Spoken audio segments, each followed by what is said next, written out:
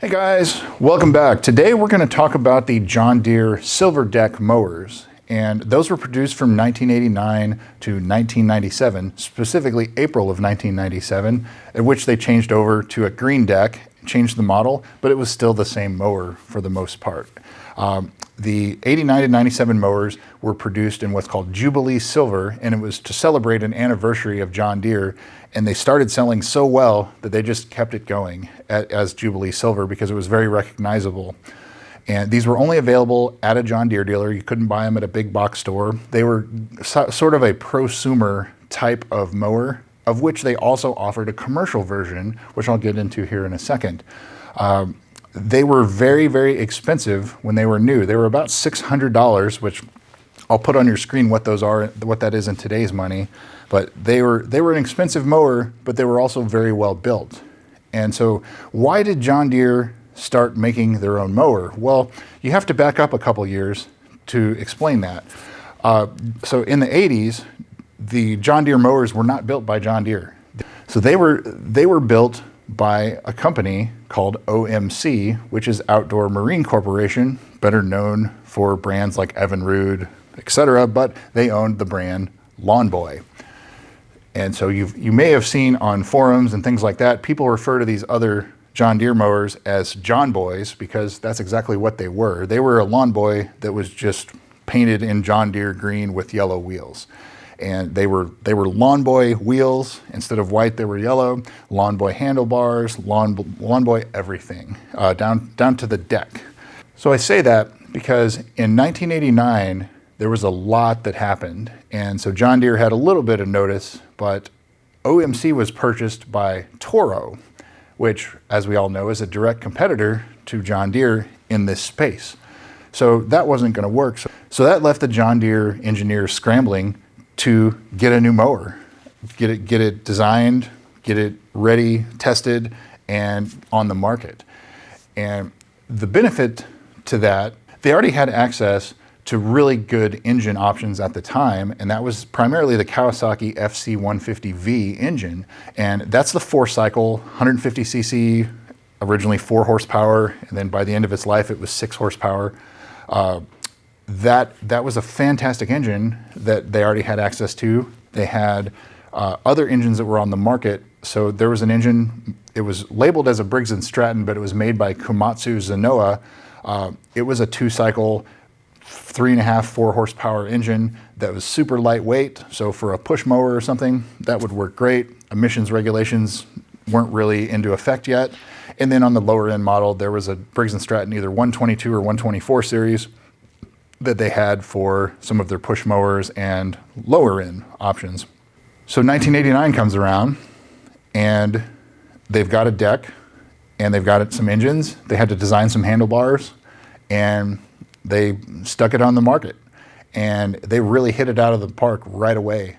They sold hundreds of thousands of these mowers and they were not inexpensive either. They were around $600. If you did the lower end ones, I think they were $399, $399, $499, $599. That was kind of the pricing structure that I remember.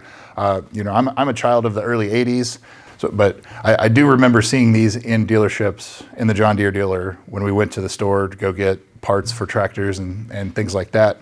But the point being, in today's money, these are nearly $2,000 mowers, and it's hard to justify spending that kind of money on a lawnmower, but they sold and sold and sold.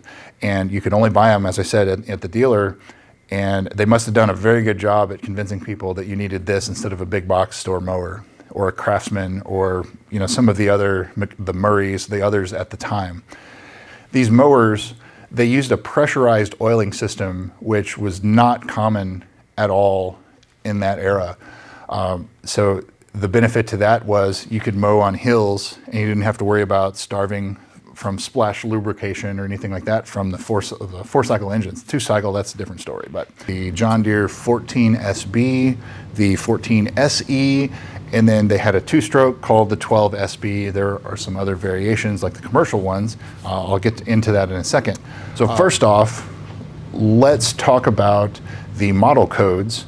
There are a couple other videos talking about this, so I'm not going to touch on it too heavily, but there's 4 letters or digits in the models. So 1 means 21 inch. The second one is either 2 cycle or 4 cycle, so it's a 12 or a 14. 14 SB, 14 SE. S is self-propelled, E is electronic start. So if you have a 14 SE, it's a 21 inch, 4 cycle, self-propelled electric start. That's how you break those down. So if you have the 2-stroke, the 12 SB, 21 inch, 2 cycle, self-propelled, blade brake clutch. That's what the B is. If you have a Z as the last one, that's a zone start. So that means it doesn't have a blade clutch underneath that lets the engine run. You let go of the bar, it just turns it off. The difference is, instead of using a blade clutch to stop it within 3 seconds, it has a band around the flywheel and it will stop it that way. But that also means if you're bagging or something like that, every time you have to stop to change the bag or empty the bag, the engine's going to start. So that's why people don't like zone starts if you're going to be bagging, because you're always going to have to start the mower. So looking at the tag on the serial number tag on these mowers, that'll let you know when these were made. And there were some changes along the way. So if you're looking at one used, you know, it's pretty easy to tell if you've been around them a while, but there's a couple things to show the difference, and I'll show you that. So first off, to identify the make and model on the serial number, it will have the serial, and then you'll see the model, and then there will be a number code. That is the date, the year, and then the month that it was made. And so 1989 starts with a 9, 90 is 0, and then 91 is 1, 2, 3, 4, until they get to about 97 when they spell it out. So first off, you had a choice between a blade brake clutch, a BBC, not the other thing, or a zone start. And so the blade brake clutch is basically a spring-activated clutch underneath the mower that it's a blade safety requirement that it has to stop the blade within 3 seconds of letting go of the occupancy sensor and the bail bar, whatever you want to call it. That was a safety requirement from the Consumer Product Safety Commission at the time. And so there were 2 ways that they approached this. The BBC was one. The other was you had a band brake on the flywheel, which is, they call it a zone start. Basically, every time you let go of the bar on the handlebars, it stops the engine. So if you're bagging, that can get pretty annoying, because every single time you have to start it back up. So the way around that was using a BBC, so it just stops the blade but not the engine, lets it continue to run. The downside to that is that clutch wears out. So it's just like a clutch in a car, much simpler of course, but it has material, and so it's fixed, the blade spins, you let go, and it clamps down and it stops it. Well, that wears out over time, and it also puts a lot of pressure on these bearings that were included. So what they found on top of that, they had a cover over it underneath the mower, and that cover would get full of grass clippings, wet, whatever, and it would just start rusting things away. It would damage the bearings, and so it would fail prematurely. And these were not expensive, or these were not inexpensive assemblies, several $100s to replace, and not super simple to replace too. You have to unbolt the engine a little bit to gain access to some of it. You know, it's not a simple like changing out a wheel or an adjuster or a blade or something like that. There's more to it than that. So the early ones, they were a square design frame, and it was called by a company called Ogura, which is a Japanese company, of course. They used those on these mowers, 89, 90, and a little bit of 1991. And if you look underneath the mower, the very early ones had a cover over them, and then they got rid of the cover when they realized that was a problem. So you're talking about like the early 89 models. And then they did away with the cover, still used the clutch, made them last a little bit longer. And then in 1991, they changed over to a Warner electric style, which was used for the rest of the life cycle of these mowers, continuing on to the rest of the commercial mowers that they offer. And so the Warner version is round. And for the longest time, until very recently, people figured out that you could buy them from Warner directly, because John Deere wanted $300 or $400 for these assemblies here in 2025. and you can buy direct from Warner for about $96 to $100, something like that. So it's really it's great to see that you can still buy something like that for these to continue kicking them down the road a little bit longer. So the zone start models, the issue with those is the pull starts will wear out. And those pull starts are not inexpensive. On the Kawasaki's, if you were to buy a new one, it's almost $80. Now you can rebuild the cords and things like that, but it's the springs and everything else that wear out. So even a used pull start on eBay is like $30, $40 because there's such a demand for them. And so the zone starts, they wear out. Not to say they don't wear out on the blade start models as well, but that's another item that was I guess it's an item that wore out relatively quickly. So other weaknesses of this style of mower, the early models, the 89s and 90s, the rear wheel adjusters and the bushings for the transmissions and things like that, they were directly attached to the cast aluminum frame on these mowers. That presented an issue over time because they would wear out the rear wheels, and it's easy to tell if it has it. If you pick one of these old mowers up, the early mowers, you pick it up, the rear wheels will move a lot, and that's because the bushings and everything are worn, and the where they attach to the frame, the deck, it's worn. As a result, John Deere engineers realized that, and they fixed it I think it's in late 90, early 91 again. The rear wheel adjusters are now a rectangle black stamped steel piece that's reinforced, and that's bolted to the deck. So that it doesn't wear out the transmission shaft, it doesn't wear out the wheels, the gears, things like that. And then of course there's one step further than that. It was an option when you bought the mower, but it was also standard on the commercial mowers, is there's a stamped steel piece that instead of the adjusters sitting on the aluminum deck, it was sitting on a cast or a stamped steel piece. So more longevity, especially if you were constantly adjusting the height of the mower and so forth. The front wheel adjusters, they changed the design over time. The early ones were two-piece. The later ones were just one piece that were spot welded. And I don't know, both of them seem to last, in my opinion. You know, I've worked on hundreds of these and don't seem to have any issue there. Another design change that happened in April or March of 1993 is they went from chrome handlebars to black handlebars. And the reason that probably happened was cost, I'm sure. You know, chroming stuff or maybe environmental, I don't know, because it's a nasty process if you've ever seen how to chrome stuff, especially at a commercial level. So they moved from chrome handlebars to painted black handlebars in 1993, all the way on through the green decks into 2003 when they ended production on these mowers. Back to 1989, when everything happened here, conveniently, Kawasaki had also moved their production from Japan to Marysville, Missouri, opening up a small engine manufacturing plant right there. So not too far from Greenville, Tennessee, where these mowers were built. So it was really good timing on Kawasaki's part, and John Deere smart for partnering up with Kawasaki to continue that partnership for these mowers.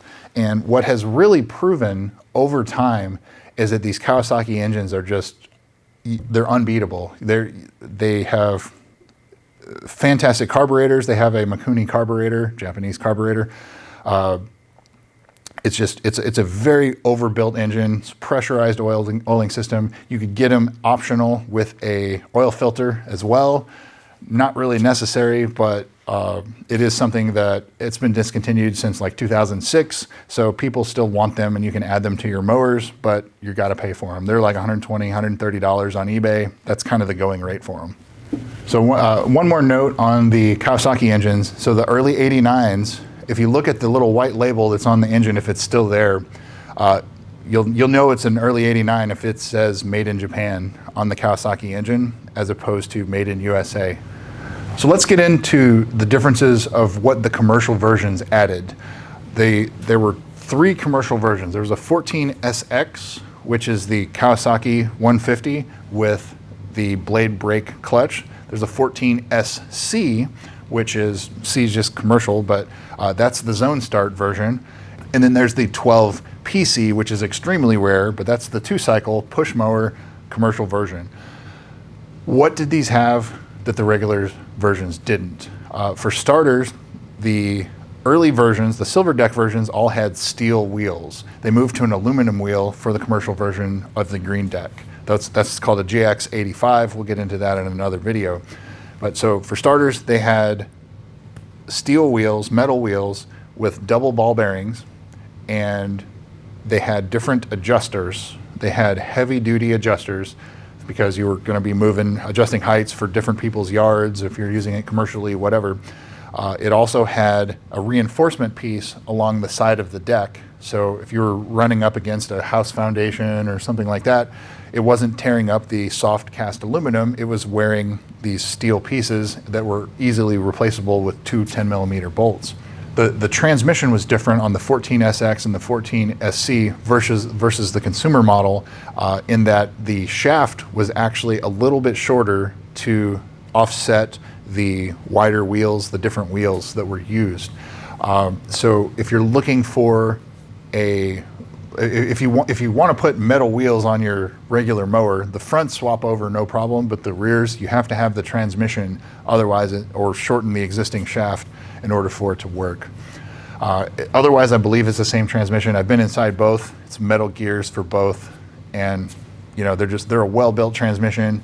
The weakness of those transmissions is if you let those adjusters wear out on the non-commercial models, it basically wears down the transmission shaft that spins the gears, and then there's a lot of play. So then it's wearing out wheels prematurely, it's wearing out gears. It's a bad deal.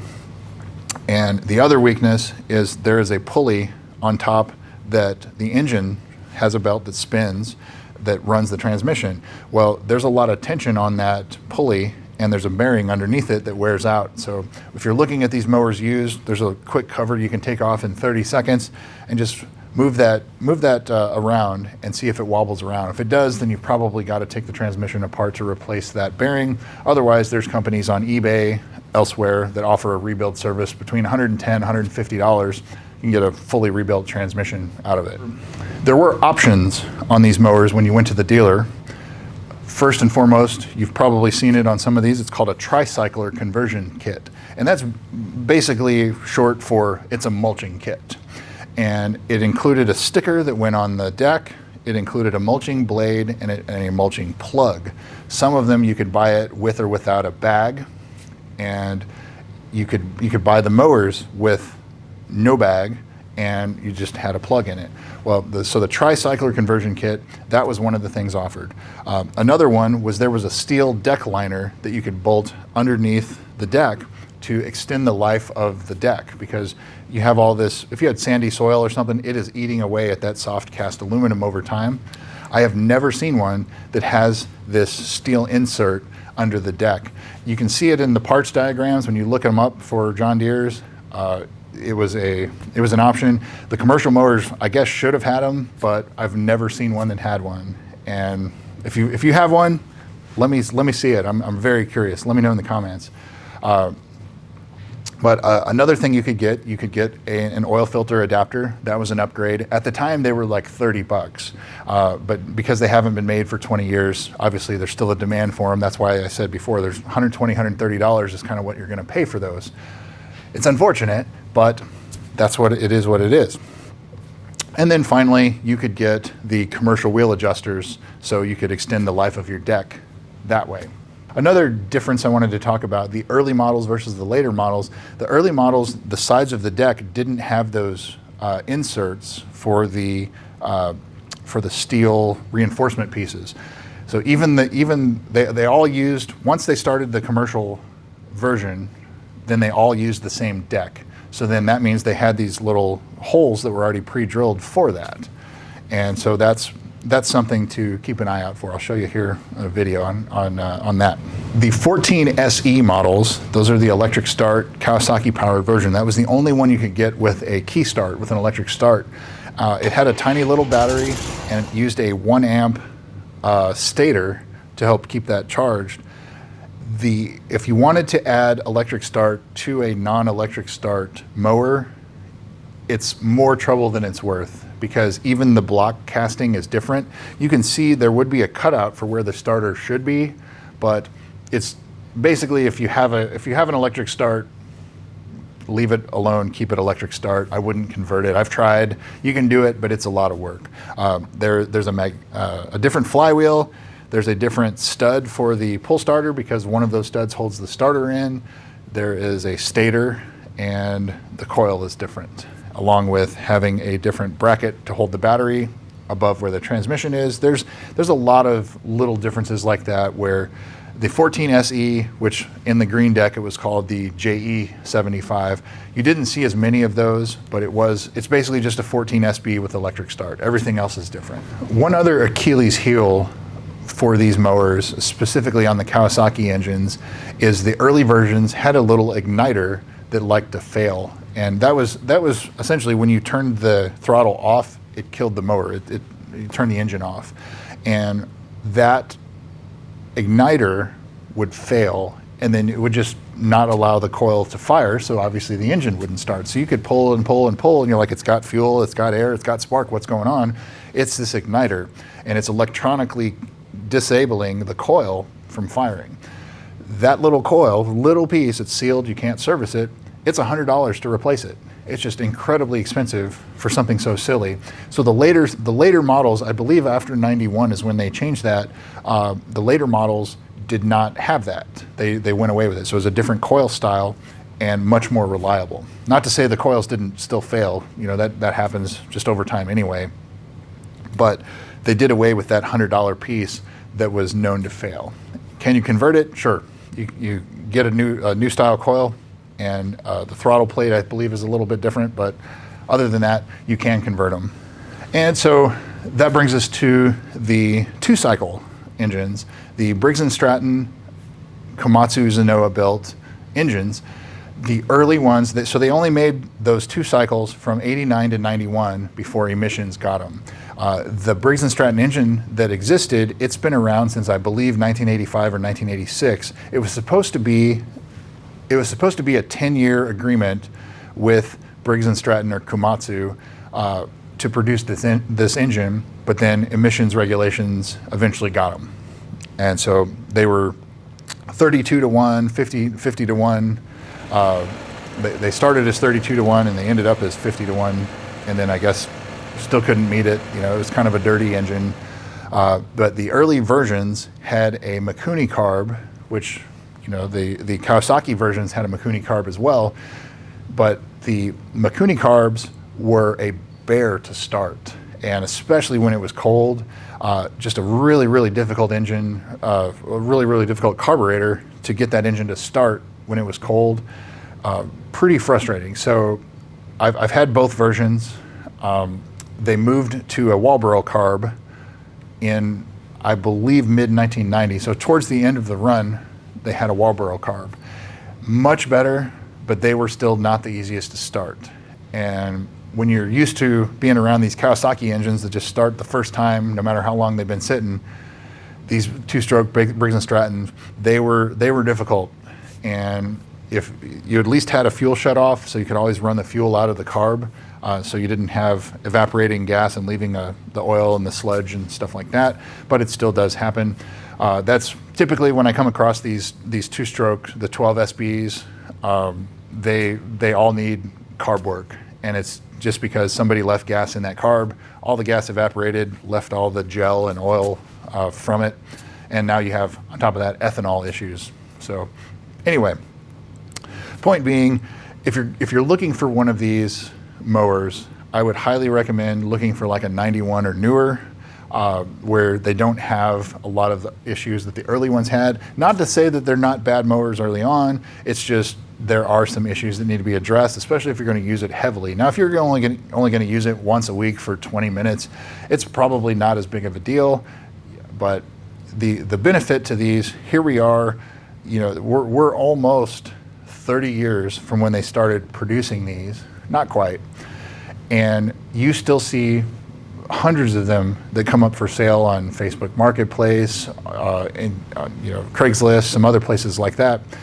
And there's no lack of parts in that regard. And I'm glad to see that there's so many that are still alive and kicking. And Kawasaki, they support these engines still. You can get most parts, not all. There's a couple. The valve cover gaskets are known to leak on those when they get older, and it's just a metal gasket. But you cannot buy that gasket anymore, and that's unfortunate. So you have to find one off of another engine, swap a gasket over. As much as I hate doing that, that's kind of what you have to do. So anyway, that's what I have for you on the John Deere Silver Decks. So thanks again for watching, guys. We'll see you soon.